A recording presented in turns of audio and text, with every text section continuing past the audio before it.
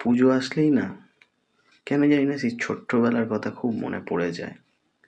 মহলার ভোরে সবার ঘর থেকে সেই রেডিওর আওয়াজ ভেসে আসা, পুজোর আগের দিনগুলোতে অপেক্ষা করা কবে নতুন জামা হবে, বাবা কবে নতুন জামা কিনে দেবে, প্যান্ডেলের বাস ধরে বন্ধুদের সঙ্গে ঝোরা ডিগবাজি খাওয়া, আরো কত আনন্দ।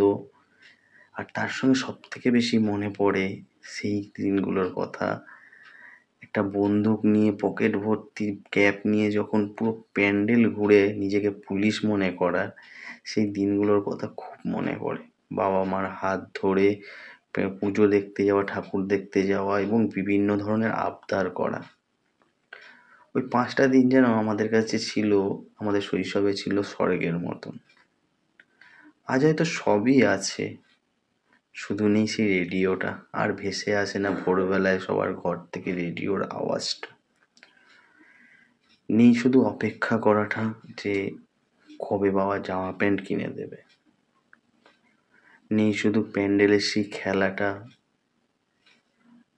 আজ আছে ক্যাপ, আছে বন্দুক, আছে শুধু হারিয়েছে নিজেকে পুলিশ মনে করা, করে দৌড়াদৌড়ি করাটা।